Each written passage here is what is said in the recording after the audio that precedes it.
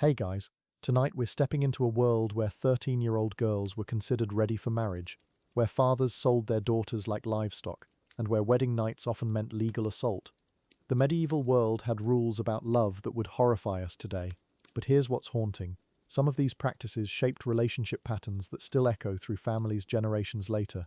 You're about to discover how arranged marriages created trauma that transcends time itself. Take a moment to get comfortable, maybe dim the lights, settle into your favorite spot. If this story helps you unwind tonight, consider subscribing to Hearts and History. I'd love to hear from you in the comments. Where in the world are you listening from, and what time is it there right now? There's something beautiful about sharing these quiet moments across time zones. Let's begin this journey together into the medieval world of arranged love. Chapter 1. Setting the scene. Picture Europe in the year 1200. Stone castles rise from misty hillsides like ancient guardians, their walls thick enough to withstand months of siege. Knights in chainmail patrol cobblestone courtyards, their boots echoing against wet stone. Beyond the castle walls, peasants work the fields in rough woolen clothes, their hands permanently stained with soil. This is a world where your birth determines your entire life, including who you'll marry. The air smells different here. Wood smoke mingles with hay and unwashed bodies. There's no electricity, no running water, no concept of privacy as we know it. Families sleep together in single rooms. Children work alongside adults from the moment they can walk. And marriage isn't about love. It's not even about happiness. Marriage is a business transaction, a political alliance, a way to secure land or settle debts. Romance is a luxury most people never experience. In this world, a girl's value is measured by her family's wealth and her ability to produce heirs. By age 12, many girls are already promised to men they've never met. Their fathers negotiate dowries like merchants haggling over grain prices. The bride's feelings? Irrelevant. Her fears? Ignored. Her dreams of choosing her own path? Dangerous thoughts that could bring shame to her entire family. This was simply how the world worked. Walk through a medieval village on any given morning. You'll see young women, some barely past childhood, already pregnant with their first or second child. Their faces carry a resigned acceptance that breaks your heart if you look too closely. They learned early that fighting the system meant losing everything: family, security, any hope of survival. So they adapt, they endure, they find small moments of joy where they can. The lucky ones might develop affection for their husbands over time. The unlucky ones, well, they learn to disappear inside themselves during the difficult moments. There are no divorce courts, no women's shelters, no concept of marital assault. A husband owns his wife as surely as he owns his horse or his sword. The church blesses this arrangement, calling it holy. Society celebrates it, calling it natural. But here's what's fascinating and heartbreaking. These aren't just historical curiosities. These patterns of arranged marriage, of treating women as property, of silencing their voices, they created psychological wounds that traveled through bloodlines. Children who grew up watching their mothers submit learned that love meant surrender. They passed these lessons to their own children, who passed them down again. Trauma, it turns out, is remarkably persistent. Picture a medieval wedding ceremony. The bride, perhaps 14 years old, stands beside a man twice her age. Her dress is her family's finest cloth, but her hands tremble as she speaks vows she doesn't understand. The priest talks about obedience and submission. The guests celebrate with wine and music. Everyone pretends this is joyful. Everyone ignores the terror in her eyes. This scene repeated thousands of times across Europe, generation after generation. The nobles had their grand ceremonies in castle chapels, complete with political alliances disguised as romance. The peasants had simpler affairs, sometimes just a handshake and a shared meal. But rich or poor, the fundamental truth remained the same. Marriage was about survival, not love. It was about securing resources, continuing bloodlines, maintaining social order. Individual happiness was not just unimportant, it was actively discouraged as selfish and dangerous to society. And the wedding night, this is where the medieval world shows its darkest face. What we would recognize today as assault was considered a husband's right, even his duty, especially if the bride was reluctant. Her consent wasn't required, it wasn't even considered. The marriage was consummated whether she was willing or not. The church and the law stood firmly behind the husband's authority. Resistance was futile and dangerous. Some girls tried to run away before their weddings. They rarely got far. A woman alone in medieval society was prey for bandits, wild animals, or worse. Without family protection, she faced starvation or prostitution. Most learned quickly that rebellion led only to greater suffering, so they returned home, accepted their fate, and tried to make peace with lives they never chose. This resignation became a survival skill passed between mothers and daughters. The psychological impact was enormous. Imagine growing up knowing your future husband is already chosen, that your body, your life, your very soul belongs to someone else before you're old enough to understand what that means. You learn to split yourself in two, the outer self that smiles and obeys, and the inner self that retreats to somewhere safe and untouchable. This splitting became an inherited coping mechanism. What's remarkable is how these medieval marriage patterns created echoes that lasted centuries. Children who watched their mothers dissociate during difficult times learned to do the same. They internalized the message that love meant sacrifice, that women existed to serve, that resistance brought only pain. These lessons lived in their bodies, their nervous systems, their unconscious beliefs about relationships, trauma, encoded in families like secret DNA. The medieval world was harsh in ways we can barely imagine. Life was short, brutal, and uncertain. In that context, arranged marriages made a kind of terrible sense. They provided security, prevented conflicts between families, ensured economic stability, but they came at an enormous cost. The systematic crushing of individual will, the normalization of violence, the creation of relationship patterns based on power rather than mutual respect and genuine affection. As we move deeper into this story, we'll explore how these arranged marriages worked in practice, who decided, how negotiations unfolded, what happened to girls who resisted. We'll meet specific people whose lives were shaped by these customs, and we'll trace how their experiences created generational patterns that some families are still healing from today. The medieval world of arranged love was about to change countless lives forever. Chapter 2. Ideal age for brides. In medieval Europe, the question wasn't whether a girl should marry young, it was how young was too young. Church law said 12, canon law said 14 for boys, 12 for girls, but families often decided much earlier. A girl's value peaked before her 13th birthday, when she was still malleable, still trainable, still small enough to be completely reshaped by her new family's expectations and demands. The reasoning was chillingly practical. A younger bride meant more childbearing years ahead, more potential heirs, more economic value. Medieval families calculated a daughter's worth like livestock, her fertility window, her dowry cost, her ability to cement political alliances.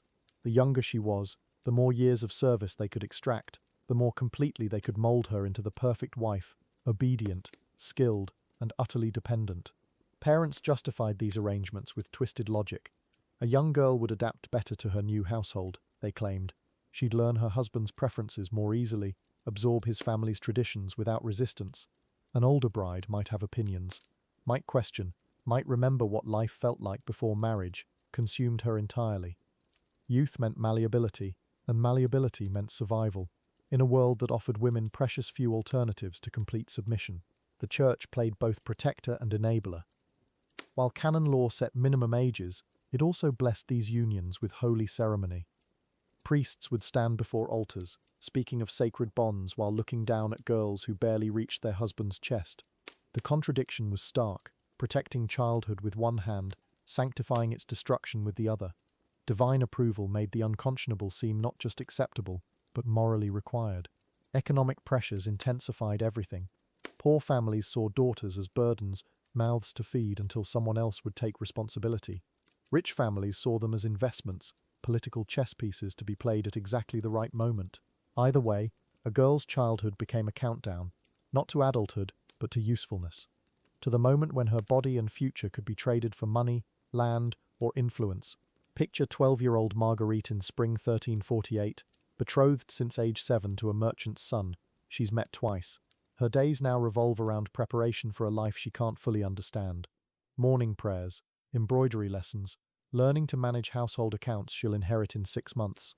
Her mother watches her with a mixture of love and resignation, knowing childhood ends at the church door. Marguerite's day begins before dawn. She dresses in clothes chosen to display her family's wealth, layers of wool and linen that announce her dowry's size to anyone paying attention. At breakfast, she practices the quiet demeanor expected of wives. Speak when spoken to, keep eyes downcast, learn to disappear into the background until needed.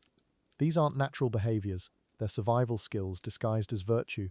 Her afternoons meant learning the economics of marriage, how to stretch grain through winter, which herbs prevented pregnancy and which encouraged it, how to read her husband's moods and respond accordingly. Her mother taught these lessons with urgency, knowing Marguerite would need them far too soon. Knowledge became armor in a world where ignorance could mean death, or worse, complete helplessness in an abusive household. The sewing circle provided Marguerite's only glimpse of female solidarity.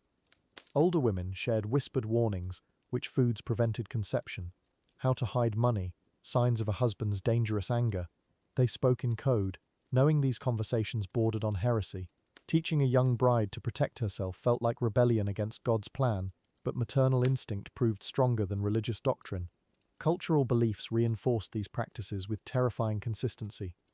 Medieval society genuinely believed women peaked in beauty and virtue during adolescence, that maturity brought corruption, willfulness, impurity. A 14-year-old bride was already considered past her prime. These weren't fringe beliefs, they were mainstream doctrine, preached from pulpits and encoded in law. Childhood wasn't precious, it was merely the brief window of maximum female value. Medical understanding made everything worse. Physicians claimed girls' bodies were ready for childbirth the moment menstruation began, ignoring the devastating physical consequences of teenage pregnancy. They described young wives as naturally more fertile, more likely to produce healthy sons. This pseudoscience provided intellectual cover for what was essentially legalized child abuse, dressed up in scholarly language and religious authority. By evening, Marguerite's betrothal felt like a countdown clock ticking toward Judgment Day. She'd practiced walking like a married woman, slower, more careful, always aware of watching eyes.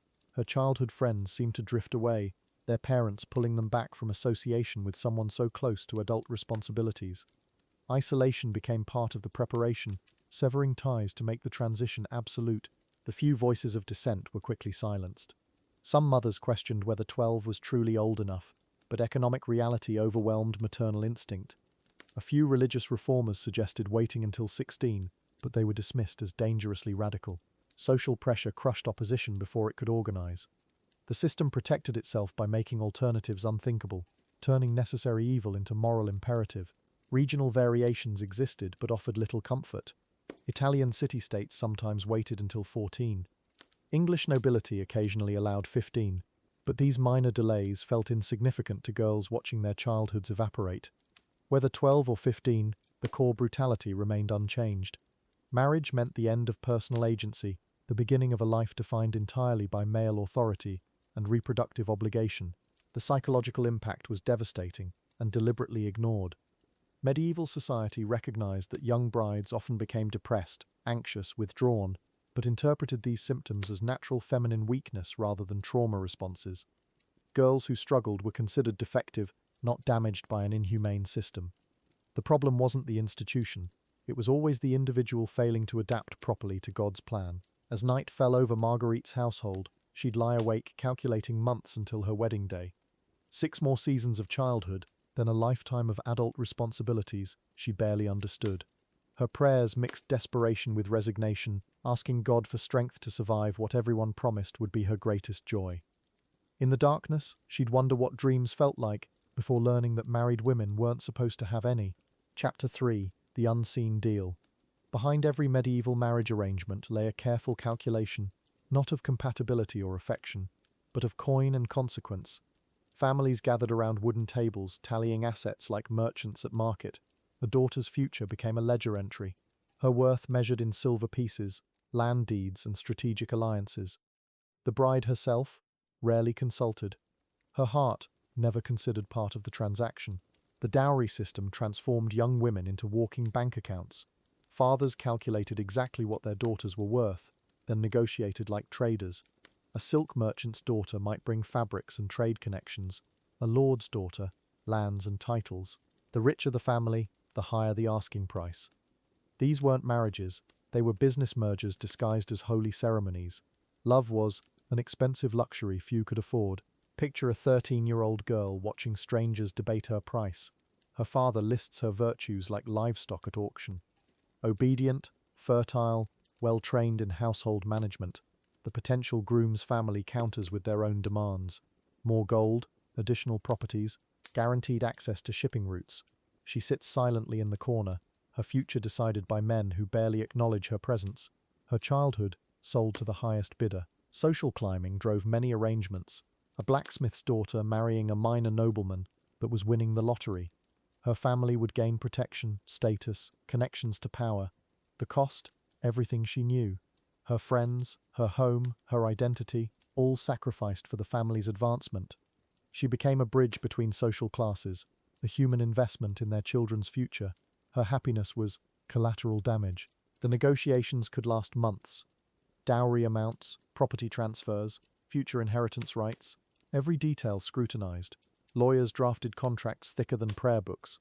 The bride's monthly cycle was discussed openly, her hip width evaluated, her family's history of producing sons catalogued like breeding records. She had become livestock, an asset to be transferred, her dreams irrelevant to the paperwork. Some families bankrupted themselves buying advantageous marriages. They sold farms, borrowed against future harvests, pawned family heirlooms, anything to secure their daughter a title. The irony, they often condemned her to poverty with a different surname. Noble husbands expected lavish lifestyles. Their modest dowries couldn't sustain. She gained status but lost security. The family's sacrifice became her burden to carry. Failed negotiations meant social disaster. If talks collapsed, word spread quickly through the community. The daughter became damaged goods, unmarriageable. Her family faced whispers, accusations, suspicions about hidden defects. Why else would a reasonable offer be refused? She carried the shame of her father's failed business deal. Her reputation destroyed by economics she never understood. The church blessed these transactions with beautiful ceremonies. Priests spoke of God's plan while gold changed hands beneath altar cloth. Sacred vows masked commercial exchanges. The bride promised to love, honor, and obey a man she'd met perhaps twice. Her tears were expected, joyful or sorrowful. No one asked which. The ceremony was theatre. The real business had finished, long before she reached the altar. Regional variations made the system even more brutal. In some areas, brides brought livestock instead of coin. Dozens of sheep, several cattle, breeding horses. Her dowry walked on 4 legs. Other regions demanded specific crafts. Embroidered linens, carved furniture, hand-forged tools. Years of her labor given away with her body. She wasn't just marrying a man, she was subsidizing his entire household. The wealthy made marriages into political alliances. Kings offered daughters to secure treaties.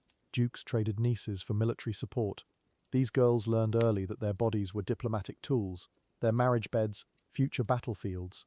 They studied maps instead of music, memorizing enemy territories they might someday rule. Their wombs were weapons of statecraft. Personal desires meant nothing compared to national interests.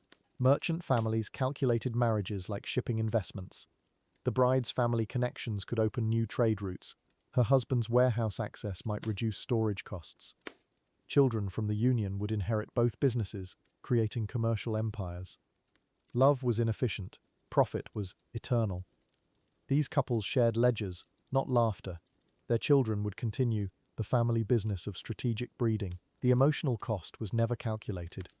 Girls developed mysterious illnesses before wedding days, chronic headaches, fainting spells, sudden religious callings, desperate attempts to escape their fate. Some succeeded through convent doors, others found darker solutions. Their families mourned briefly, then sought replacement daughters from relatives. The business of marriage always continued. Hearts were replaceable, contracts were binding, widows faced the cycle again. Their grief periods measured in months, not years.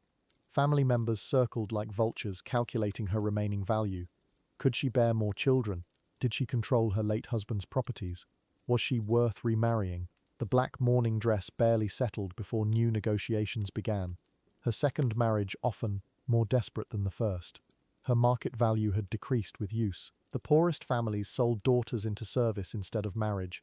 Wealthy households needed maids, cooks, seamstresses, unpaid labor disguised as dowry alternatives. The girl worked without wages, hoping to earn marriage consideration from her master's sons. Most died as servants. Their families took consolation knowing she ate regularly. Survival was the only dowry they could provide. Record-keeping reveals the shocking mathematics. Marriage contracts list wives alongside property inventories. 3 horses, 2 mills, 1 fertile female, all valued equally. Legal documents describe women using livestock terminology: sound breeding stock, proven fertility, good temperament for handling. Their humanity dissolved into commercial descriptions. They became objects to be owned, traded, and consumed. This economic foundation created lifelong trauma patterns still visible today. Women learned their value came from others' desires, not their own worth. Marriage became transaction, not partnership. Love became luxury, not right. These medieval business deals shaped feminine psychology for generations. The scars run deep. Understanding this history helps explain why modern relationships still struggle with the legacy of treating women as property. Chapter 4. Consummation, an obligation, not a choice. The wedding ceremony was just the beginning. What came next wasn't about love or desire, it was about duty. In medieval times, the marriage wasn't truly valid until it was consummated. This wasn't a private matter between husband and wife, it was a public expectation, sometimes witnessed, always demanded. The bride's feelings were irrelevant, her consent already given away with her hand in marriage. Picture a young girl, maybe 13, barely understanding what marriage meant, let alone what would be expected of her afterward. The church bells still echoing from the ceremony. Her new husband, often a stranger twice her age, there would be no courtship period, no time to know each other. The marriage bed awaited that very night. This was the brutal reality hidden behind medieval wedding celebrations. Consummation wasn't just expected, it was legally required. Canon law demanded it. Without it, the marriage could be annulled. Families who had negotiated these unions for months, sometimes years, weren't about to let legal technicalities destroy their carefully planned alliances. The pressure fell heaviest on the bride. Her worth, her family's honor, her future security, all depended on this single, terrifying night. Some historians describe wedding nights where family members waited outside the chamber, listening. Proof of consummation wasn't always private. Bloody sheets were sometimes displayed as evidence. The young bride's trauma was secondary to the family's need for certainty. This wasn't romance, this wasn't love, this was a business transaction requiring physical verification. The human cost was rarely considered and never recorded.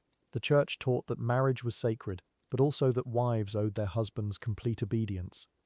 St. Paul's words about wives submitting to their husbands became twisted into justification for force. Religious doctrine that should have protected the vulnerable instead gave moral cover to those who would exploit them. The bride's conscience, her fears, her physical readiness, none of this mattered against religious duty. Consider the isolation these girls faced. Married off to distant lands, away from their mothers, their sisters, anyone who might have offered comfort or guidance. No one to explain what was happening. No one to say it was normal to feel afraid. They entered marriage not just as property, but as completely vulnerable property. Alone, frightened, expected to smile and be grateful for their circumstances. Medieval medical texts offer glimpses into this world.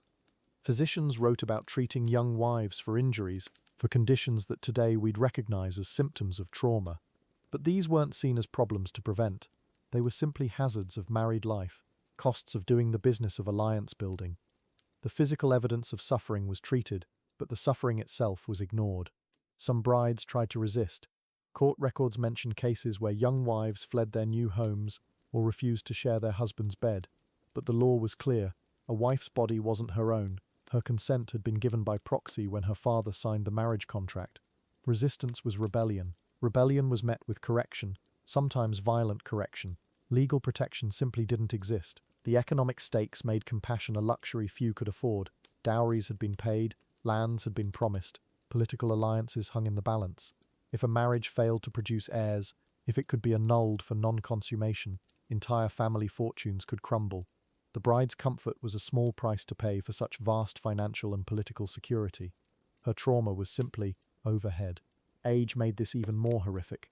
Canonical law set the minimum age for marriage at 12 for girls, but many were betrothed much younger, and consummation was expected immediately upon reaching that age. Their bodies weren't ready. Their minds certainly weren't ready. But readiness wasn't part of the equation. Only legal compliance mattered. Only the validity of the union mattered. Some medieval writings describe the wedding night as a woman's sacrifice for her family. The language is telling. Sacrifice implies something valuable being given up for a greater good. But who decided her bodily autonomy was less valuable than political alliance? Who determined that her fear and pain were acceptable costs? The answer was always men. Men who would never face such sacrifice themselves. The few records written by women from this period reveal the psychological aftermath, depression that lasted years, difficulties bonding with children born from such unions, a kind of emotional numbness that protected them from feeling too much. These weren't just inconveniences, they were survival mechanisms, ways of coping with systematic dehumanization disguised as holy matrimony. Not all medieval husbands were monsters. Some genuinely tried to be gentle, to show kindness within the brutal system they'd inherited. But even the kindest husband was still participating in an institution that treated his wife as property. Good intentions couldn't erase the fundamental inequality. Gentleness couldn't restore agency that had been legally stripped away before the marriage even began. This system created patterns that echoed through generations. Children raised watching their mother's silent suffering, learning that this was normal, that marriage meant ownership, that love was secondary to duty. These weren't just individual tragedies, they were cultural wounds that shaped entire societies. The effects rippled outward, touching every relationship, every family, every understanding of what marriage could be. The truly heartbreaking part. Some of these forced marriages did eventually develop into something resembling love. But was it really love? Or was it Stockholm Syndrome dressed up in romantic language? When someone has complete power over your life, your safety, your future, how can genuine affection grow? The power imbalance poisoned everything, even the relationships that seemed to work. This is where our story gets complicated, because despite everything, despite the coercion and the trauma and the systematic dehumanization, some medieval couples did find ways to care for each other. Small kindnesses bloomed in impossible circumstances, but how do we understand love when it grows in such toxic soil? That question leads us deeper into the contradictions of the medieval heart. Chapter 5. Love, a luxury they couldn't afford. Picture this. A young woman sits by her window, watching other couples walk hand in hand through the village square. She's been married 3 years. Her husband speaks to her only when necessary. At night, she lies awake wondering what it might feel like to choose someone, to be chosen back. This wasn't her story alone. For most medieval women, love was something that happened to other people, in other stories, other lives. The word love itself carried different weight back then. What we call love today, that fluttering, all-consuming feeling, they called it dangerous, foolish, a distraction from duty. Medieval scholars wrote extensively about Amar, but they meant something closer to respect, or tolerance, the kind of gentle affection you might feel for a well-behaved horse, useful, predictable, nothing that would interfere with the serious business of family alliances and land transfers. Eleanor of Aquitaine once wrote that marriage without love was like bread without salt, edible but hardly nourishing. She should know, married twice for political gain, she spent decades navigating the cold architecture of arranged union. Her letters reveal a woman who understood the difference between partnership and prison. Yet even Eleanor, one of the most powerful women of her time, couldn't escape the fundamental rule. Women were assets, love was luxury, and luxuries were for those who could afford to choose. In the rare cases where affection did bloom between arranged couples, it grew quietly, carefully, like wildflowers in a formal garden. A shared glance during evening prayers, a husband who remembered his wife preferred honey over jam, small kindnesses that had to be stolen from the rigid expectations of their roles. These moments existed, but they were accidents of compatibility rather than the foundation of union. Love was what happened if you were lucky, not what you could count on. Medieval literature is full of courtly love stories, but notice something important. They're almost always about unmarried people, or people married to someone else. The great love affairs, Lancelot and Guinevere, Tristan and Isolde, these weren't celebration of marriage, they were escape fantasies from marriage. Stories that let people imagine what it might feel like to choose with your heart instead of your family's ledger book. Even in fiction, true love existed outside the bonds of legal union. The absence of choice created its own kind of numbness. Marguerite de Navarrete's journals describe feeling like she was watching her own life from a distance, going through the motions of wifehood, managing household staff, bearing children, hosting dinner parties, while some essential part of herself remained untouched, unreachable. Many women developed what we might now recognize as dissociation, a way of surviving intimacy with someone you didn't choose, someone who didn't really choose you either. Children born from these unions often struggled to understand what normal relationships looked like. They grew up watching parents who shared a bed but not their thoughts, who could discuss grain prices but never dreams. Generation after generation learned that marriage was about duty, compatibility was about matching social class, and love, well, love was something poets wrote about. something that happened in songs, but not something you could expect in the house where you actually lived. The church taught that marriage was a sacrament, but their version of marital love sounded more like resignation with better marketing. Love your husband as you love God, they said, through obedience, through acceptance of his will as yours. Submit your desires to his judgment. This wasn't partnership, it was absorption. The woman was expected to dissolve herself so completely into her husband's identity that her individual wants became irrelevant. Love, in this framework, meant successful self-erasure. Some women found ways to create islands of agency within their arranged lives. They formed deep friendships with other women, relationships that provided the emotional intimacy missing from their marriages. They threw themselves into charitable work, finding purpose beyond their husband's ambitions. They became patrons of art and literature, surrounding themselves with beauty their marriages couldn't provide. These weren't acts of rebellion, exactly, more like acts of survival, ways to keep some part of themselves alive. The letters between Heloise and Abelard offer a glimpse of what medieval people understood about real love. Their correspondence spans decades, full of intellectual passion and genuine longing. But notice, their great love affair ended in separation, scandal, and religious exile. It's as if their story proves the medieval point. Intense romantic love was incompatible with stable social order. Choose love and lose everything else. Choose security and accept that love would remain forever out of reach. Even the physical aspects of these marriages carried the weight of duty rather than desire. Conjugal visits were scheduled around religious calendars and agricultural seasons. Conception was a business transaction, not an expression of intimacy. Women learned to endure touch without connection, to perform affection they didn't feel. Their bodies became instruments of alliance rather than expressions of self. The gap between physical union and emotional connection created a kind of existential loneliness that many never learned to name. The few recorded instances of medieval couples who seemed genuinely fond of each other read like miracles. A husband who consulted his wife about estate decisions, a woman who chose to be buried beside her spouse rather than in her family tomb. These stories survived precisely because they were so unusual. Normal marriages, functional marriages, left no romantic correspondence for historians to discover. They were partnerships of convenience that worked well enough to avoid documentation. Love stories make history, contentment doesn't.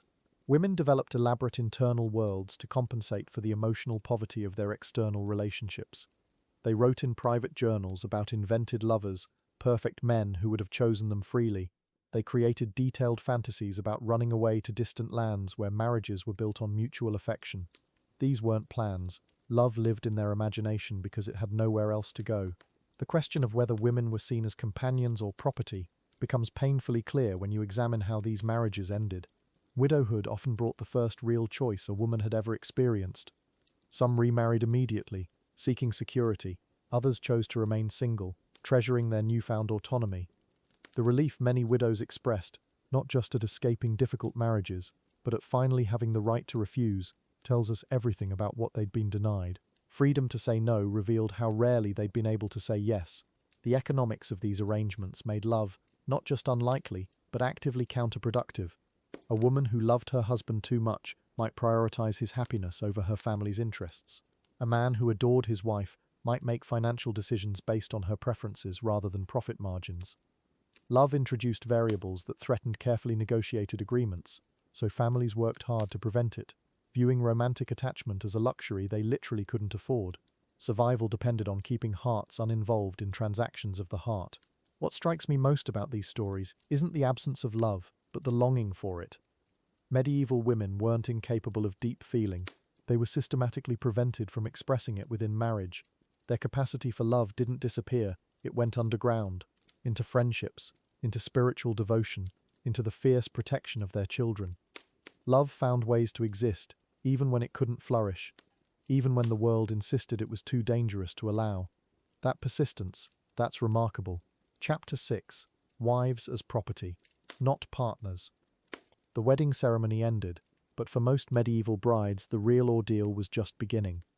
Marriage contracts had been signed, dowries exchanged, families satisfied. But what about the young woman now walking into a stranger's home? She carried no legal rights, no voice in household decisions, no claim to property she might inherit. In the eyes of law and custom, she had become another possession. Medieval legal documents reveal the stark reality. A wife's signature meant nothing without her husband's approval. Her inheritance passed directly to his control. Even letters she wrote required his permission to send. The phrase "my wife" in these old records appears alongside "my horse" and "my land," not metaphorically, but literally listed as property holdings. Women understood this arrangement from childhood. They prepared for ownership, not partnership. The morning after wedding night brought new rules. She would wake in rooms that weren't hers, surrounded by servants who answered to him, not her. Her daily schedule required approval. Her friendships needed permission. Even choosing what to wear for breakfast became a negotiation. Some husbands were kind about this control, others weren't. But kind or cruel, the system remained the same. She existed to serve his needs, bear his children, manage his household.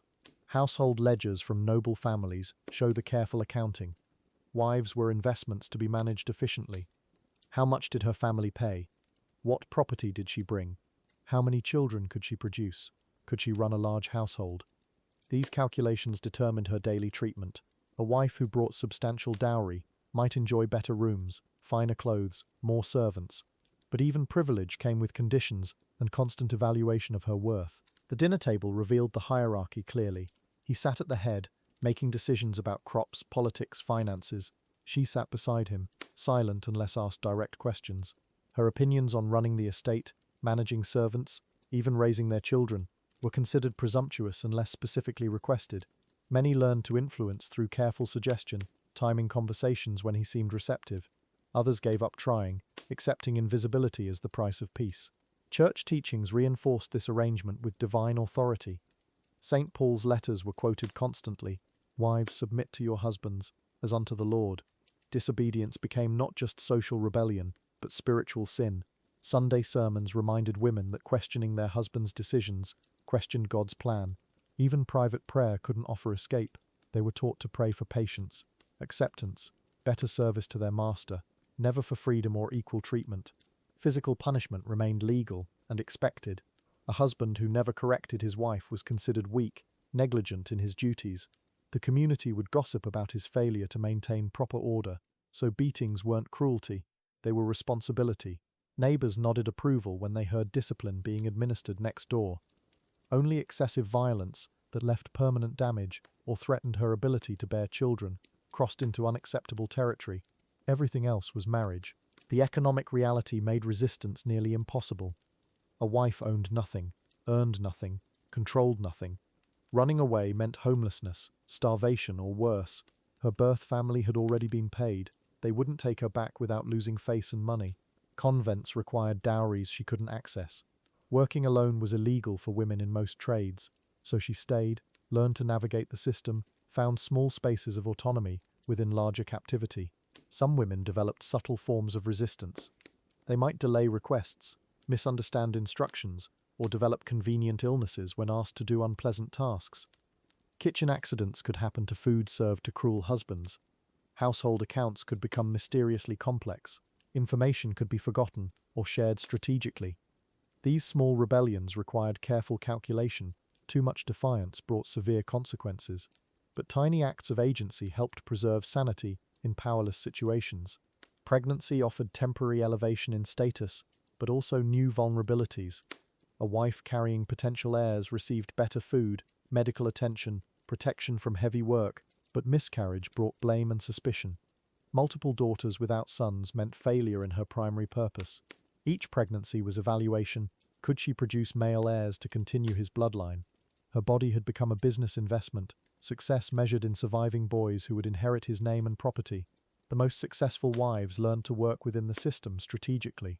They built alliances with key servants, cultivated relationships with their husband's family, demonstrated competence in areas he valued.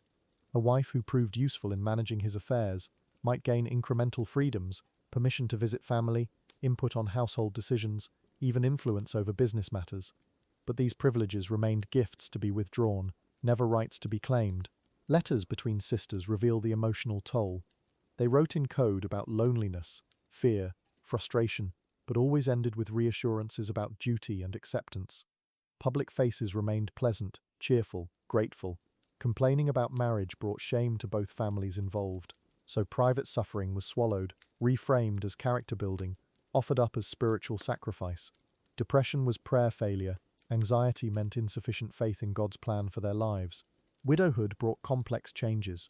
Some women finally tasted freedom, controlling property, making decisions, speaking without permission. Others found themselves vulnerable to male relatives who wanted to manage their inheritance. Young, attractive widows faced pressure to remarry quickly. Their independent status made men and families nervous. Freedom was temporary, conditional, always threatened by someone's desire to restore proper order through new marriage arrangements. The psychological impact shaped generations. Daughters watched their mother's daily humiliation, learning that female worth came through male approval. They practiced submission before mirrors, perfected pleasant expressions, memorized phrases that deflected anger without triggering violence. These survival skills became cultural inheritance, passed down as wisdom rather than recognized as trauma responses to systematic oppression that defined medieval marriage. Behind closed doors, the reality grew more complex. Some couples developed genuine affection despite legal inequality. Others maintained polite distance, fulfilling obligations without emotional connection. But many endured something darker, relationships where power imbalance enabled cruelty, where privacy meant no witnesses to suffering. The marriage chamber held secrets that rarely appeared in public records, intimate brutalities hidden behind social respectability and religious sanction. As candles burned low in those private chambers, the full cost of treating wives as property became clear. These weren't partnerships of love or even mutual benefit. They were ownership arrangements that crushed human dignity beneath economic necessity. But what happened when bedroom doors closed? What intimate cruelties occurred beyond public view? The darkest truths of medieval marriage were yet to be unveiled, hidden behind walls that protected men's reputations more than women's bodies. Chapter 7. The Bedchamber Secrets. Behind closed doors, away from the watchful eyes of servants and family, the true nature of these arrangements revealed itself. The bedroom became a stage for unspoken negotiations. Heavy tapestries muffled sound, candlelight cast long shadows across carved wooden furniture. Here, in this most private of spaces, two strangers learned to navigate the complex territory of forced intimacy, where duty and desire rarely aligned. The chamber itself told its own story. Thick brocade curtains hung around the marriage bed, like a fortress wall or a cage. The mattress, stuffed with horsehair and down, had witnessed countless silent conversations, prayers whispered into pillows, tears absorbed by linen sheets. The room smelled of beeswax and lavender, scents chosen not for romance, but to mask the reality of bodies learning to coexist in spaces too small for secrets. Morning rituals became elaborate dances of avoidance. She would rise before dawn, dressing by candlelight while he still slept. The rustle of fabric, the quiet pour of water into ceramic bowls. These sounds became their earliest language, a vocabulary of careful distance. Breakfast arrived on silver trays, but conversation remained as cold as the porridge. Even sharing a meal required negotiations neither had been taught to make. The bed itself became a map of unspoken boundaries, invisible lines drawn down the center of the mattress. His side, her side, a careful geography of respect and resignation. The heavy wool blankets could warm bodies, but not hearts. Sometimes, in the deepest part of night, a hand might accidentally brush against another, and both would pull away as if burned by the unexpected contact between strangers, sharing the most intimate of spaces. Evening preparations took on the weight of ceremony. She would brush her hair 100 strokes while he read by candlelight, the repetitive motion of bristles through dark strands, the whisper of turning pages. These became the sounds of two people learning to exist in parallel lives, neither speaking of the expectations that hung in the air like incense, heavy, sweet, and impossible to ignore or escape from completely. The chamber held secrets within secrets, letters hidden beneath loose floorboards, jewelry passed down from mothers who had walked this same path, a small wooden box containing pressed flowers from a life before marriage, when choices still seemed possible. These hidden treasures became anchors to identity, in a world determined to erase the person she had been before becoming someone's property, someone's duty, someone's burden to bear. Conversations, when they happened, moved like chess games, each word carefully chosen, each silence deliberately placed. The weather has turned cold. Yes, winter comes early this year. Safe topics that revealed nothing of the people speaking them. The space between words filled with everything they couldn't say. Loneliness echoed in chambers designed for intimacy, where two hearts beat in careful, measured distance from each other's rhythm and pain. Sometimes, unexpected moments of tenderness broke through the careful walls they had built. a gentle hand reaching for a dropped handkerchief, a quiet God bless you after a sneeze. These small gestures felt monumental in a relationship built on transaction rather than affection, brief glimpses of the people they might have become to each other, if circumstances had been different, if choice had been part of their story from the very beginning. The rhythm of their days became a kind of music, footsteps on wooden floors, the creak of bed ropes under shifting weight, water poured from pitchers into basins, each sound marking time in a life measured not by joy or sorrow, but by duty fulfilled. Day followed night, followed day, in endless repetition, until the pattern itself became a kind of comfort, predictable, safe, empty, but familiar in its emptiness. The marriage bed witnessed seasons of their strange partnership. Illness brought unexpected caretaking, cool cloths on fevered brows, broth served with something approaching tenderness, grief shared in silence when word came of distant deaths. These moments didn't create love, but they built something else. Understanding, perhaps. Recognition that they were both trapped in the same elaborate cage, both trying to make the best of circumstances. Neither had chosen for themselves. Windows in their chamber faced east, catching morning light that painted everything gold for exactly 17 minutes each day. She began timing these moments, counting them like prayers. 17 minutes when the room felt magical, instead of suffocating, when dust motes danced like tiny spirits, when even the heavy furniture seemed to glow with possibility. These minutes became her secret treasure, beauty existing despite the sadness surrounding it on all sides. Their shared calendar marked not celebrations but obligations, church feast days requiring public appearances, family gatherings where they performed happiness like actors on a stage, market days when she could walk beyond these walls, even if accompanied by servants. These breaks in routine became lifelines, reminders that a world existed beyond their chamber, beyond their careful dance of duty and resignation, beyond the endless repetition of days without purpose or joy. Books became their only common ground.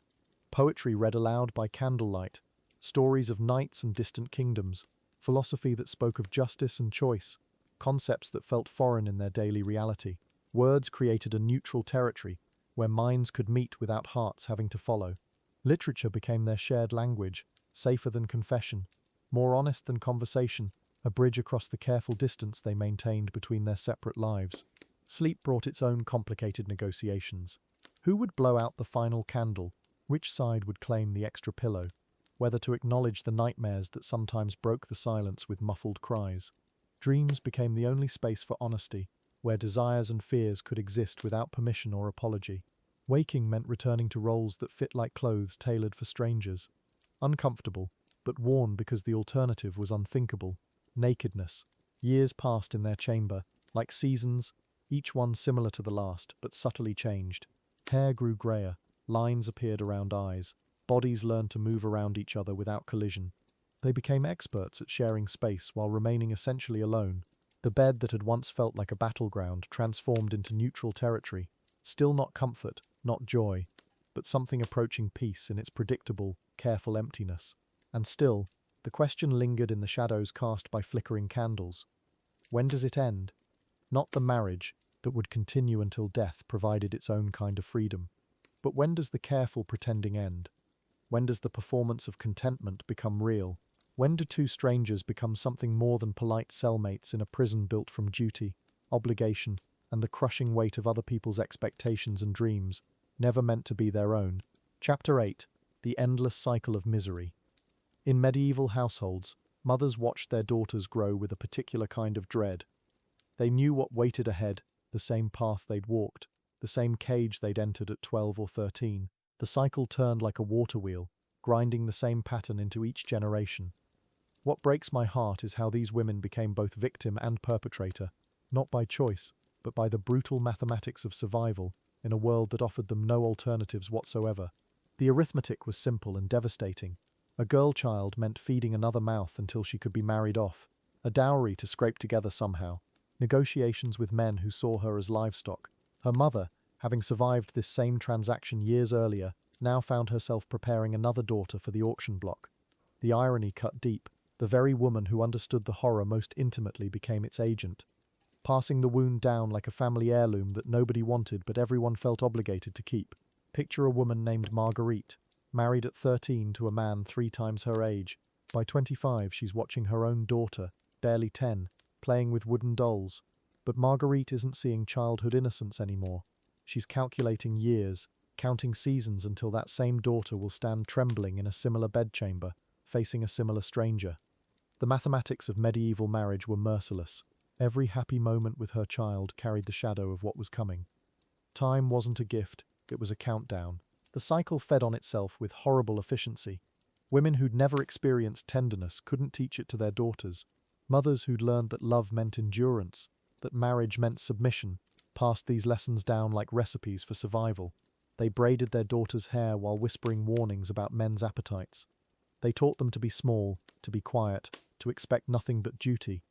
Not because they were cruel, but because they genuinely believed this knowledge might help their daughters survive what couldn't be avoided. The wedding preparations became particularly heartbreaking when you understood this context. Mothers stitching their daughters' bridal gowns with shaking hands, knowing they were essentially creating a shroud. The white fabric symbolized purity, but also surrender. These women spent months on intricate embroidery, pouring love into every thread, because it was the last gift they could give before their child entered a world where such tenderness would be rare. The needle became both prayer and apology. Sorry for what's coming, sweetheart. What made it worse was how the church blessed this system. Priests spoke of marriage as a sacred bond while knowing full well what happened behind closed doors to these children. They pronounced blessing over unions that were essentially legal trafficking, their holy water sanctifying what amounted to organized abuse. The same institution that preached about Christ's love for children created a framework where those same children were treated as commodities. The hypocrisy was staggering, but it gave the whole system an unshakable religious authority that made resistance feel like heresy. Medieval records show this pattern repeating across generations like a curse that couldn't be broken. Grandmother, mother, daughter, all married before their 15th birthdays, all bearing children while still children themselves, all watching their own daughters with that same mixture of love and terror. The family trees read like casualty lists sometimes. Maria, married at 12, dead in childbirth at 15. Her daughter Elena, married at 13, widowed and remarried by 16. Round and round it went, each generation hoping the next might somehow escape. The cruelest part was how hope itself became dangerous. A mother who loved her daughter too much might hesitate to arrange a suitable marriage early enough. Waiting too long meant fewer options, potentially worse matches. Love became a liability in this system. The most caring mothers often had to act the most heartless, pushing their daughters into marriages while the girls were still young enough to be considered desirable. Maternal instinct twisted into something unrecognizable, protecting through what felt like betrayal. The conversations between mothers and daughters took on a particular weight in this context. Imagine trying to explain to your 12-year-old why she needs to leave her childhood behind tomorrow. How do you tell a child that the world sees her body as a transaction, her future as someone else's property? These women developed their own coded language, euphemisms for rape, gentle lies about what marriage would bring, careful omissions about the parts that might break a young spirit completely before the ceremony even began. Some mothers tried to prepare their daughters in small ways, teaching them how to dissociate during painful moments, showing them which herbs might prevent pregnancy too early, whispering about which household tasks might provide brief escapes from a husband's attention. These were survival skills passed down like family recipes, bitter knowledge that no mother wanted to share but felt she had to. Love expressed through warnings, tenderness shown through preparing someone for horror, the gift that felt like poison but might save your child's life. The daughters, meanwhile, watched their mothers with growing understanding and dread. They saw how marriage had worn these women down, how childbearing had aged them prematurely, how their fathers spoke to their mothers. Smart girls began connecting the dots early. The dolls they played with started to feel like practice for something they didn't want to do. Childhood games took on ominous undertones when you realized they were actually rehearsals for a life sentence you hadn't chosen but couldn't escape. The wedding night preparations were especially awful through this lens. Mothers bathing their daughters one final time, braiding their hair, helping them into that white dress, all while knowing exactly what waited in the bedchamber. These weren't celebrations but rituals of sacrifice, the mother's hands shaking as she fastened each button, knowing she was dressing her child for an ordeal. The blessing she whispered over her daughter's head was really a prayer for survival. Please let her be stronger than I was. Please let her find some happiness I never found. But here's where something interesting starts to emerge in the historical record. Subtle signs of rebellion beginning to crack this seemingly unbreakable pattern. Some mothers began whispering different kinds of advice. Not just how to survive marriage, but how to find moments of agency within it, how to delay pregnancies, which herbs could end them. Small acts of defiance that might seem insignificant now, but represented revolutionary thinking then. The cycle was beginning to develop hairline fractures. Barely visible, but there, a few brave mothers started making different choices, delaying their daughters' marriages by a year or two, claiming illness or incomplete dowries, secretly teaching them to read, which was often forbidden, connecting them with other women who'd found ways to maintain some independence within marriage. These were dangerous acts of love, the kind that could get a family ostracized or worse. But they represented the first cracks in the foundation of this medieval system that had seemed so permanent and unshakable. By the late medieval period, you start seeing women's writing that hints at this growing resistance. Marguerite Porete, Juliane of Norwich, Christine de Pizan, women who found ways to claim intellectual and spiritual authority despite the system. Their words planted seeds in other women's minds. Maybe there were alternatives to endless submission. Maybe daughters could inherit something other than trauma. Maybe the cycle didn't have to continue forever. The rebellion was quiet, coded, careful, but it was beginning to grow in the darkness. The change came slowly, like dawn breaking after the longest night. Individual women making small choices that seemed insignificant at the time but would compound over generations. A mother secretly teaching her daughter to think for herself. A young woman finding ways to delay marriage slightly longer. Communities of women sharing knowledge that had been forbidden. The endless cycle was still turning, but it was beginning to wobble on its axis, and in that instability, hope began to take root, like wildflowers growing through cracks in stone. Not every story ended in submission. In the shadows of medieval society, some women found ways to resist, to escape, to choose their own path. These moments were rare, like stars breaking through storm clouds, but they happened.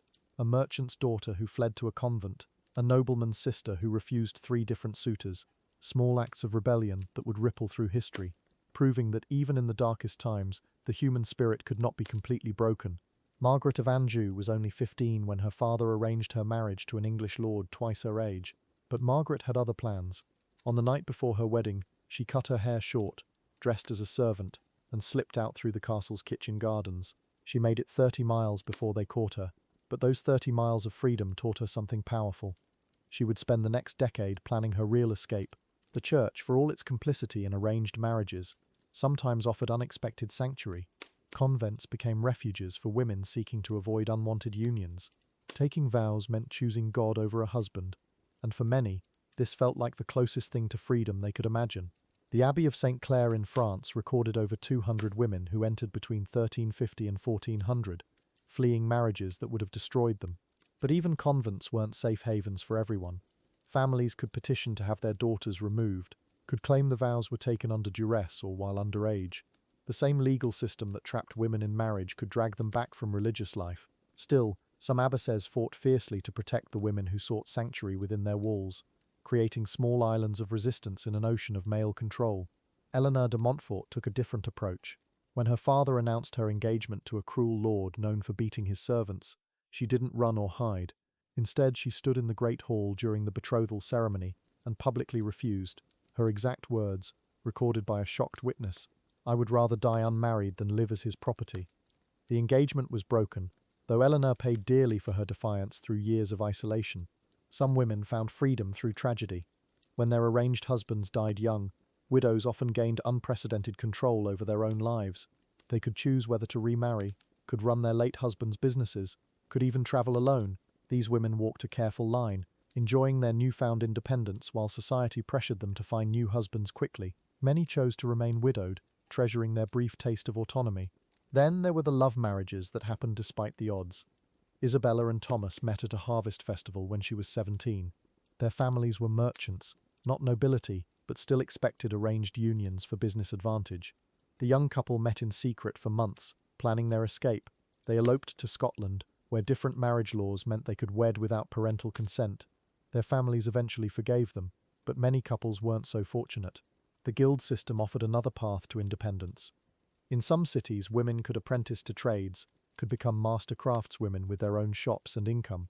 Financial independence meant the power to refuse unwanted marriages, to live alone, to choose their own companions. The records from medieval London show dozens of women who never married, supporting themselves through skilled work that gave them dignity and choice. But these success stories illuminate just how rare they were. For every Margaret who escaped, hundreds of others were caught and forced into submission. For every Eleanor who publicly refused, thousands more submitted in silence. The system was designed to make resistance nearly impossible, to isolate women from each other, to convince them that their suffering was natural and unavoidable. Individual rebellion, while inspiring, couldn't change the fundamental structures of oppression. Letters between women of this period reveal a growing awareness that their struggles were shared. A noblewoman in France wrote to her cousin in England, "Your marriage troubles mirror my own. Perhaps if we spoke together, with one voice, men might listen." These private conversations hint at something revolutionary brewing beneath the surface, the recognition that women's oppression wasn't individual bad luck, but a systematic problem requiring collective solutions. The legal concept of consent began evolving slowly during this period. Church courts started requiring that both parties verbally agree to marriage, though this protection was often meaningless when families could coerce consent through threats or violence. Still, some brave women used these new requirements to their advantage, claiming they had never truly consented to unions arranged without their knowledge or against their will. Medical knowledge also offered unexpected resistance opportunities. Women learned which herbs could prevent pregnancy, which plants could cause temporary illness to delay unwanted wedding nights, which remedies could make them appear too sickly for marriage. This underground network of feminine wisdom passed from mothers to daughters, from midwives to young women, creating a secret arsenal of biological rebellion that men rarely suspected or understood. Some of the most successful resistors were women who learned to read and write. Literacy gave them access to legal documents, let them correspond with allies, allowed them to document their own experiences and share them with others. A handful of medieval women even wrote treatises on marriage reform, though these works were usually published anonymously or attributed to male authors to avoid persecution. The merchant class produced many of these early feminist voices. Their wealth provided some protection from retaliation, and their business dealings exposed them to different cultures and ideas about women's roles. Trade routes brought stories of societies where women had more freedom, where marriages were based on choice rather than arrangement, where daughters inherited equally with sons. These glimpses of other possibilities planted seeds of revolutionary thinking. By the late medieval period, small groups of women were beginning to meet in secret. They called themselves reading circles or prayer groups to avoid suspicion, but their real purpose was to share experiences and strategize resistance. They passed information about sympathetic priests who might refuse to perform unwanted marriages, about convents that would accept refugees, about routes to cities where single women could find work and independence. These scattered acts of rebellion were creating something unprecedented, a network of resistance that would eventually grow into organized movements for women's rights. Individual courage was inspiring others to find their own voices, to recognize their own worth, to imagine different futures. The foundations of change were being laid one brave woman at a time, building toward the collective uprising that would reshape marriage forever. Chapter 10. The Struggle for Rights. By the 13th century, something was shifting. You could feel it in the way certain women held their heads higher when they walked through market squares. The old agreements, those unspoken rules about what women could and couldn't do, they were starting to crack. Not breaking, not yet, but developing hairline fractures that would, given time, become something larger. Change was coming, though it moved like winter melting into spring, slowly. Then all at once, the first signs appeared in the cities. Merchants' wives who had learned to read their husbands' ledgers began questioning the numbers. Widows who inherited businesses discovered they could run them just as well, sometimes better. These weren't grand declarations of independence. They were quiet rebellions, a woman insisting on signing her own contracts, another refusing to remarry, when the guilds pressured her to find a new husband to properly manage her late spouse's workshop. Take Eleanor de Montfort, wife of Simon. When her husband was away fighting his political battles, she didn't just manage the household, she managed entire estates, made decisions about crops, settled disputes between tenants, negotiated with other nobles, and when Simon needed funds for his campaigns, Eleanor knew exactly where every penny was. She had become, without anyone quite realizing it, a political force in her own right, the kind that couldn't be ignored. But progress moved like honey in winter. For every Eleanor who carved out space for herself, there were dozens of women still trapped in arrangements that treated them like property changing hands. The law still said a married woman couldn't own anything. Her wages, her inheritance, even gifts given specifically to her, all of it legally belonged to her husband. Yet some women found ways around these rules. They had to be creative about it. In London, a baker's wife named Margery started something clever. She convinced her husband to let her run a separate business selling pies to travellers. Officially, he owned it, but she kept the books, handled the money, decided what to bake each day. When customers had complaints, they came to her, not him. She was building something that looked like his on paper, but felt entirely like hers in practice. Other women watched and learned. The church presented a different kind of opportunity. Convents had always offered women an alternative to marriage, but by the 1200s, some of these religious communities were becoming centers of learning and influence. Abbesses controlled vast territories, managed complex finances, corresponded with kings and popes. Inside convent walls, women could write, study, make decisions that affected hundreds of lives. It wasn't freedom exactly, but it was something closer to it than most women ever experienced. Hildegard of Bingen had shown what was possible decades earlier. By the 13th century, other women were following her example. They wrote treatises on medicine, composed music, illustrated manuscripts. Some even preached, though they had to be careful about it. The church hierarchy didn't appreciate women interpreting scripture too boldly, but in quiet corners, in scriptoriums and herb gardens, women were accumulating knowledge and passing it to the next generation of women who wouldn't accept silence.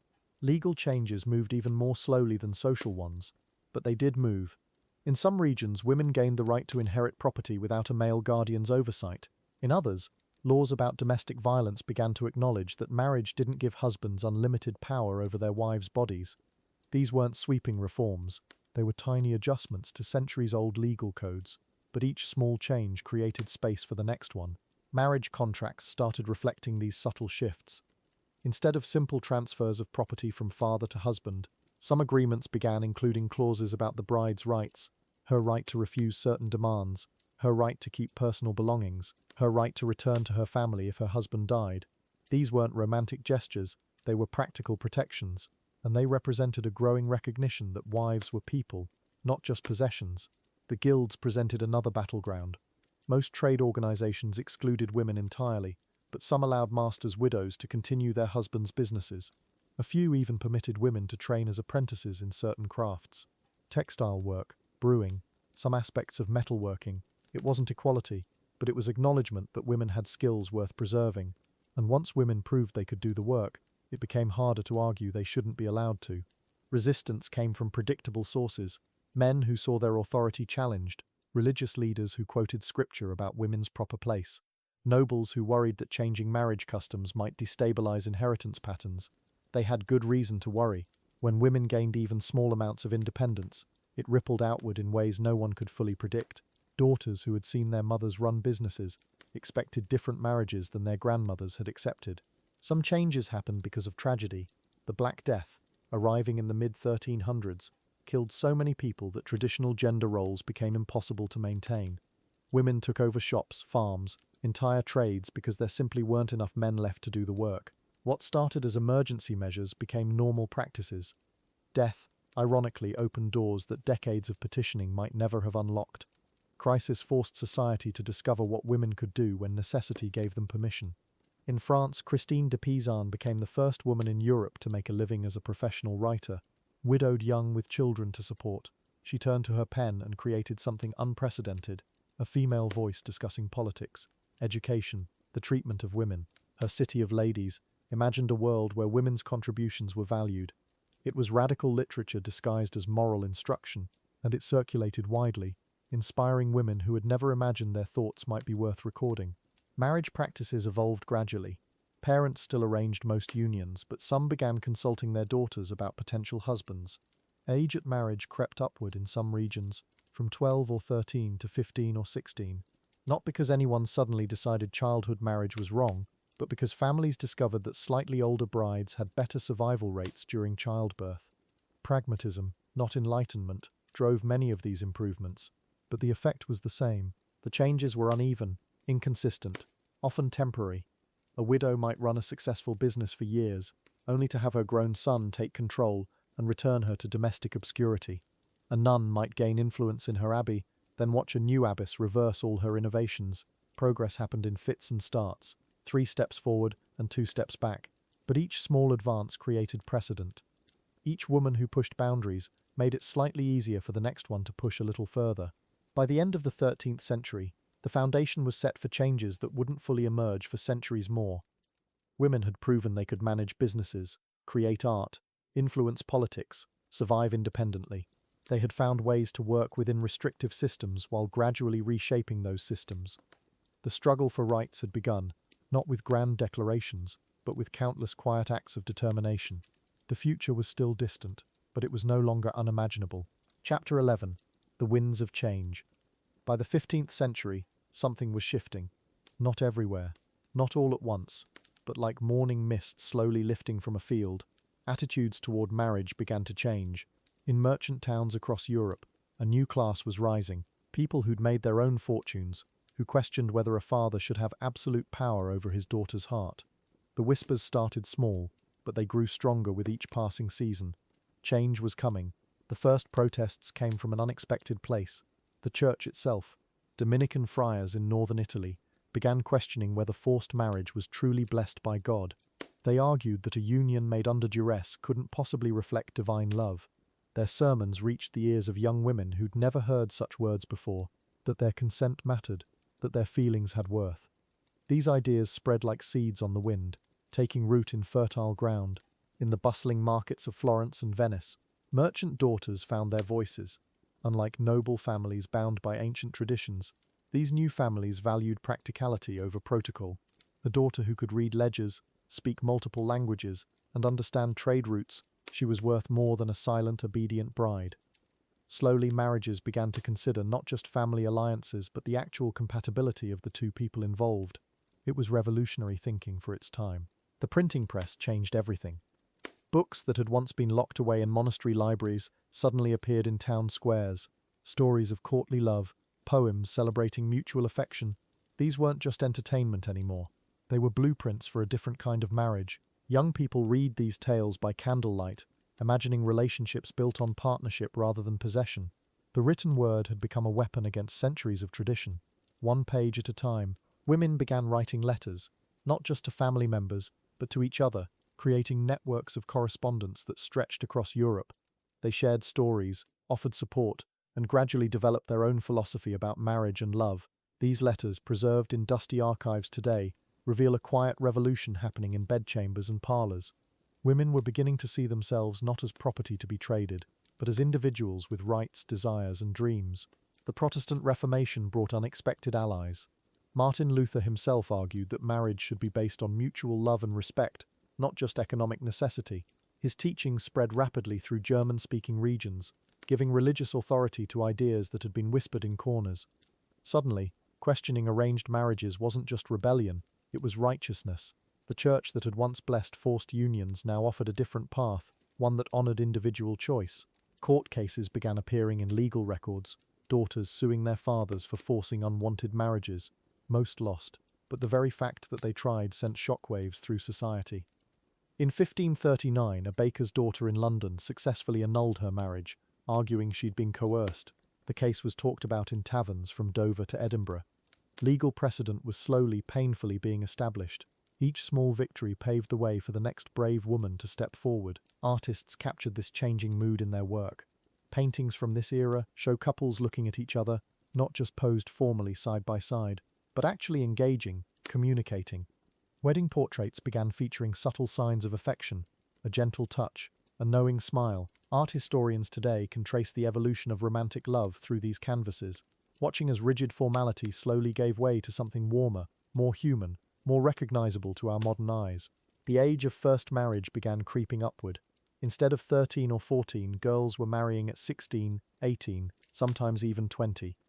Each extra year meant more time to develop their own thoughts, their own preferences. Families justified this delay by saying it made for stronger, more fertile wives, but the real effect was creating young women who knew their own minds. They entered marriage as more complete individuals, harder to completely control or dominate. Guild systems inadvertently helped women gain power. In cities where crafts flourished, women learned trades alongside their husbands. They understood money, contracts, and business relationships. This economic knowledge translated into negotiating power within marriage. A woman who could support herself had options her grandmother never dreamed of. She could threaten to leave, could demand better treatment, could insist on having a say in major decisions affecting the household. Travel was changing minds too. As trade routes expanded, people encountered different cultures, different ways of organizing family life. Venetian merchants returned from Constantinople with stories of Ottoman marriage customs. English sailors brought tales from the New World. These glimpses of alternative societies made people question whether their own traditions were truly natural or just traditional. The world was getting bigger, and with it, people's imaginations about what was possible. Universities slowly began admitting women as observers, then as students. These educated women returned to their communities with new ideas about human dignity and individual rights. They formed salons, discussion groups, and literary circles. Knowledge, once the exclusive domain of men, was becoming democratized. And with education came the dangerous realization that women were just as capable of reason, just as deserving of respect as their male counterparts. But change was uneven and often brutal. Conservative families fought back with increased violence and control. Some fathers, sensing the shifting tide, became more extreme in their methods, locking daughters away, arranging marriages even earlier, using physical force to maintain their authority. The backlash was real and often devastating. Progress wasn't a steady march forward, but a chaotic dance of 2 steps forward, 1 step back, sometimes more steps back than forward. The economic changes of the 16th century accelerated everything. As feudalism crumbled and capitalism emerged, marriage slowly transformed from a land transaction to an economic partnership. Couples began to see themselves as business partners, as well as romantic ones. This shift, while still far from modern equality, at least acknowledged that women brought value to marriage beyond just their bloodline and dowry. It was a small step, but a significant one. By 1600, the idea of romantic love wasn't just for troubadours and poets anymore. It was becoming an expectation, at least among the middle classes. Young people began insisting on courtship periods, on getting to know their intended spouses. Parents found themselves having to justify their choices, to prove that their selected matches would lead to happiness, not just prosperity. The balance of power was shifting, slowly but unmistakably, yet the past cast long shadows. Even as attitudes evolved, the psychological patterns established over centuries didn't disappear overnight. Women learned to internalize control, to police themselves in ways their great-grandmothers had been policed by others. Men struggled with new expectations while clinging to old privileges. These medieval echoes would resonate through relationships for generations to come, and in some ways they still do today, whispering from the depths of our collective memory. Chapter 12. The Fading Echo of the Past. By 1750, something was shifting. In London coffeehouses, young merchants spoke quietly about choosing their own wives. In Paris salons, women whispered of marriage for affection rather than alliance. The iron grip of arranged unions was loosening, but slowly, like morning mist retreating from a field. The old ways didn't vanish overnight. They lingered in shadows, in whispered family expectations, in the way fathers still counted dowries when daughters laughed. The change began in cities first. Amsterdam in 1723. Young cloth merchants met girls at market stalls and walked together along canals. Their parents frowned but didn't forbid it yet. In workshops where silk was woven and bread was baked, apprentices caught glimpses of romance their grandparents never knew. Love letters passed between hands that had only known ledgers and prayer books. The revolution was quiet, personal, one heart at a time deciding it wanted more than duty. But the past clung like morning frost. Maria, a baker's daughter in Vienna, 1756, fell for a clockmaker who made her laugh. When she told her father, his face went stone cold. "We don't marry for laughter," he said. The words carried centuries of arranged marriages, of women treated as currency, of children who learned that love was luxury they couldn't afford. Maria married the man her father chose. The clockmaker's shop stayed silent for months. By 1780, novels appeared on drawing-room tables, stories of young women choosing their own husbands. Jane Austen would soon write of Elizabeth Bennet, refusing Mr. Collins, but these stories shocked as much as they inspired. Mothers who had been sold into marriage at 15 read about daughters who said no. The gap between what was and what could be stretched wide as an ocean. Some crossed it. Many stood at the shore, afraid to step into unknown waters. The industrial age brought new freedoms. Factory girls in Manchester, 1820, earned their own coins. Small amounts, but theirs. With money came choice, however limited. Sarah Miller saved 6pence a week working in textile mills, not for fabric or food, but for the freedom to say yes or no when Thomas asked her to walk out with him. Her mother had never owned a coin of her own. The difference was everything, and nothing, because earning sixpence didn't erase generations of learned helplessness. Yet the ghosts remained. Women who chose their husbands still flinched when voices rose. They'd inherited fear from mothers who had been property, grandmothers who had endured wedding nights without consent. Love marriages carried shadows of arranged ones. The freedom to choose didn't heal the wounds carved by centuries of force. A woman might marry for love in 1840 and still expect pain, still bow her head when her husband spoke, still believe she was owned rather than cherished. In drawing rooms across Europe, 1850, conversations shifted. Daughters asked questions their mothers had never dared speak aloud. But what if I don't love him? The words hung in air thick with lavender and uncertainty. Some mothers remembered their own wedding nights and softened. Others, hardened by survival, insisted that love was danger, that security mattered more than happiness. The old world and new world sat at the same tea table, stirring different dreams into the same cups. American frontier towns offered different possibilities. In Kansas, 1860, mail-order brides still arrived on trains to marry strangers, but some couples, isolated by prairie wind and distance, discovered something unexpected. Without parents orchestrating every move, without dowries to negotiate, they had to learn each other. Mary and John Henderson spent their first winter snowed in, talking by firelight. By spring, they'd found something that looked like partnership. Not the grand romance of novels, but respect, choice. The echo grew fainter, but never disappeared. Even as courtship replaced arrangement, the old patterns persisted. Men still expected obedience. Women still feared abandonment more than unhappiness. The language changed, wooing instead of negotiating, proposals instead of contracts, but underneath, ancient beliefs about ownership lingered. A husband who courted his wife with flowers might still expect her to disappear into his name, his house, his decisions. Love wore prettier clothes, but control looked the same. World wars shattered more than cities. They broke the last chains of arranged marriage for many. Women worked in factories while men fought in trenches. In London, 1943, Rose Davis welded airplane parts and earned wages that would have shocked her grandmother. When her boyfriend returned from France, she met him as an equal, not a dependent. The war had taught her she could survive alone. That knowledge changed everything about how she loved.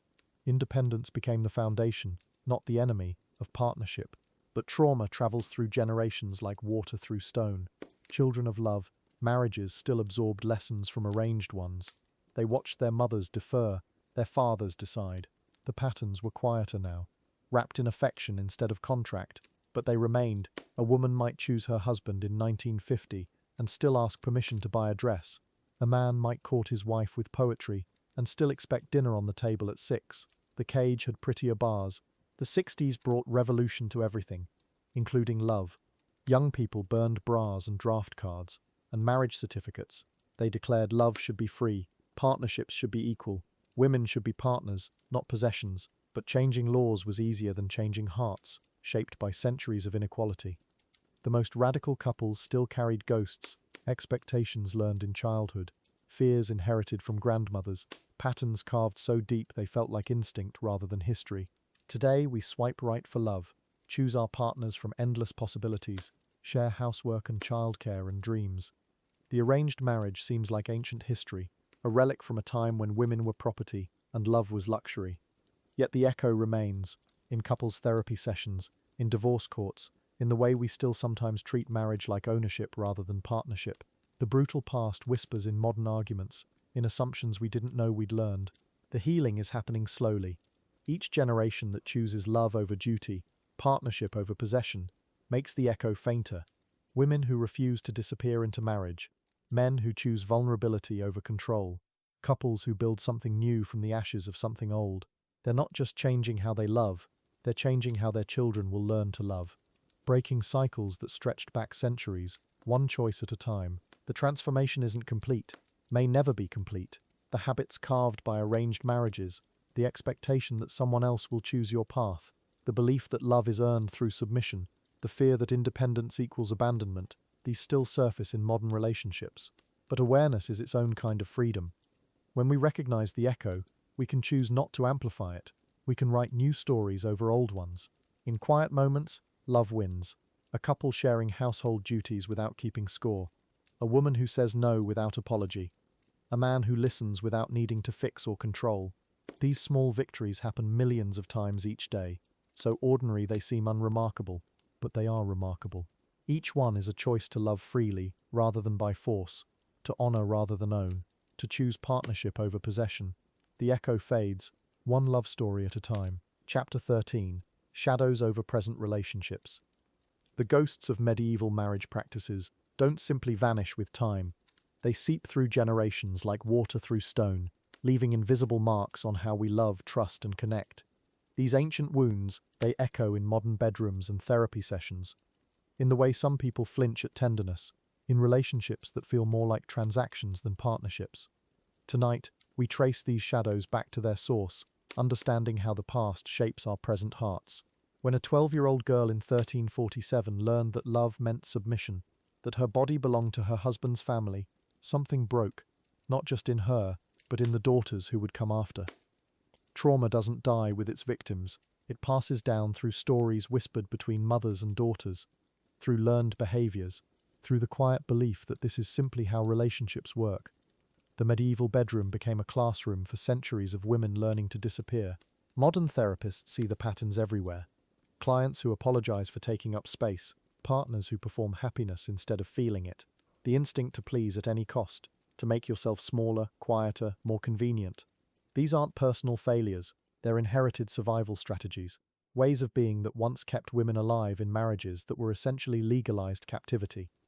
The echoes of medieval arrangements still shape how many people approach intimacy today.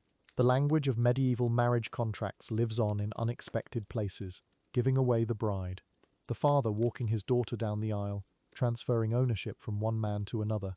Wedding traditions that once formalized economic transactions still carry their original weight. Even couples who see themselves as equals sometimes find themselves unconsciously reenacting these ancient power dynamics, wondering why their partnership feels more like performance. In medieval times, a wife's resistance to unwanted intimacy was considered theft, stealing from her husband what belonged to him by law.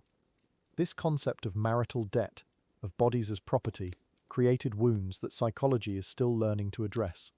The idea that saying no makes you selfish, that your comfort matters less than keeping peace. These beliefs didn't disappear when laws changed. They went underground, becoming the quiet voice that whispers you're asking for too much. Some people carry medieval ghosts without knowing it. The daughter who learned to read her father's moods before speaking, the son who absorbed the lesson that emotions make men weak, the partner who gives and gives until there's nothing left, then wonders why love feels like drowning. These patterns seem personal, individual, but they're actually ancient. Survival strategies passed down through generations of people navigating relationships built on unequal power. Medieval women developed intricate ways of protecting themselves within marriages they couldn't escape. Silent resistance, strategic compliance, learning to find small freedoms within larger captivity. These survival skills became cultural inheritance, ways of being in relationships that prioritize safety over authenticity. Modern partners sometimes find themselves using these same strategies, creating distance even within consensual love. The medieval bedroom cast a long shadow. The concept of romantic love, the idea that marriage should involve mutual affection, only became mainstream in the past few centuries. Before that, love was considered dangerous, disruptive to family alliances and economic arrangements. This history explains why some people still struggle with the idea that their feelings matter, that they deserve partnerships built on genuine care rather than duty, convenience, or social expectation. Love as radical act. Therapists working with relationship trauma often trace patterns back through family stories. The grandmother who never complained, the great aunt who made the best of things.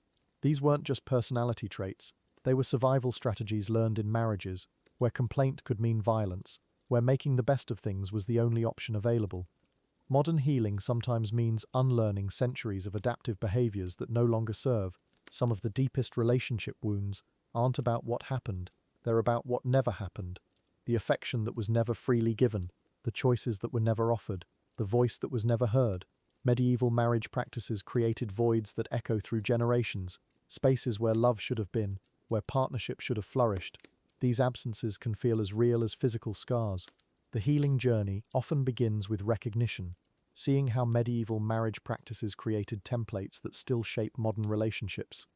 Understanding that the voice saying you're too much, too needy, too difficult, That's not your voice. It's centuries old. Recognition doesn't erase the patterns immediately, but it creates space between you and inherited trauma, space where new ways of loving can take root. Breaking generational patterns requires incredible courage. It means choosing authentic connection over practice performance, risking conflict over maintaining false peace, learning to recognize your own needs instead of automatically deferring to others. This work isn't just personal, it's revolutionary. Every person who chooses genuine partnership over inherited patterns helps break chains that have bound relationships for centuries. Modern therapy offers tools that medieval women never had access to. Language for describing emotional experience, permission to prioritize personal well-being, the radical idea that healthy relationships require two whole people, not one person disappearing into another's needs. Trauma-informed therapy helps people recognize inherited patterns, creating space to choose different ways of loving and being loved. The medieval shadows begin to lift. Healing happens in community too. Support groups where people share stories of breaking free from inherited relationship patterns, friends who model healthy boundaries, partners willing to do their own work, creating relationships based on mutual growth rather than historical roles. These communities become spaces where new relationship templates can develop, where love looks like partnership rather than performance or survival. The journey from medieval shadows to modern healing isn't linear. Some days old patterns feel stronger than new choices, but awareness changes everything. Each time someone chooses authentic communication over strategic silence, each time they honor their own needs alongside their partners, they're writing new stories, creating relationship legacies that future generations can inherit instead of wounds. Understanding these shadows is the first step toward transformation. The medieval practices that shaped centuries of relationships don't have to define modern love. There are ways to heal these inherited wounds, to create partnerships built on genuine care rather than historical power dynamics. In our next exploration, we'll discover the specific tools and approaches that help people step out of ancient shadows into authentic connection. Chapter 14: Healing from Past Trauma. The women who survived those medieval marriages, their stories didn't end with suffering. Something remarkable happened over centuries. Slowly, quietly, they began to find ways to mend what had been broken. Not just the obvious wounds, but the deeper ones. The ones that whispered you weren't worth choosing. That love was something that happened to you, not with you. Tonight we follow that healing path and discover it's still being walked today. Healing from arranged marriage trauma doesn't happen the way most people think. There's no moment when you suddenly feel better. Instead, it's more like learning to breathe underwater. At first, everything feels impossible. Your chest tight, your movements clumsy. But gradually, you discover you have gills you never knew about. Ways of surviving you never imagined. The women who came before us, they were teaching us this all along. The first step is always the hardest. Acknowledging what actually happened. For generations, women were told arranged marriages were beautiful traditions, sacred bonds. But healing begins when you can say the quiet truth. I was not asked. I was given. My feelings didn't matter. The therapeutic practice starts right there, with that simple honesty. Not dramatic, not angry, just real. The sky doesn't fall when you admit it. Validation comes in the strangest places. A therapist's office, yes, but also in old letters tucked away in family attics. Women writing to their sisters, their daughters, admitting what they could never say out loud. I was afraid too. I felt alone too. I wondered if there was something wrong with me too. These whispered confessions across centuries, they're threads in a healing web we're all part of. There's a therapeutic technique called timeline work. You go back through your family's story, not to blame, but to understand. Your grandmother, maybe she was 13 when she married. Your great-grandmother, maybe 12. You start to see the pattern, the trauma handed down like a family recipe. And suddenly, your own struggles make sense. You're not broken. You're carrying something that was never yours to carry. Acceptance doesn't mean forgiveness. This is crucial. You can accept that your ancestors did what they thought was right, while still acknowledging the harm it caused. You can honor their survival, while grieving what was lost. Your great-grandmother's strength and your own pain, they can both be true. Healing happens in that space between understanding and grief. That's where transformation begins. Modern trauma therapy recognizes something fascinating. The body remembers what the mind forgets. Women whose great-grandmothers were in arranged marriages often struggle with intimacy, not because they experienced it directly, but because fear lives in the nervous system. It passes down through generations like eye color, like the shape of your hands. Healing means learning to speak your body's language and teaching it new words. One woman in therapy described it perfectly. I felt like I was born apologizing for taking up space. That's generational trauma in a nutshell. The echo of women who learned their wants didn't matter. Their choices weren't theirs to make. But healing? Healing is learning to take up space again, to want things, to choose things, to believe your feelings matter. It's revolution disguised as self-care. Therapeutic practices for this kind of trauma often involve rewriting the story. Not changing what happened, but changing what it means. Your ancestors' arranged marriage becomes a story of survival, not shame. Her compliance becomes strategy, not weakness. Her silence becomes protection, not failure. You start to see her differently. And in seeing her differently, you start to see yourself differently too. There's something called somatic therapy, healing through the body, because trauma from arranged marriages lives in your shoulders, the way you hold tension, how you breathe, whether you can relax when someone touches you. These therapies teach you that healing doesn't happen in your head.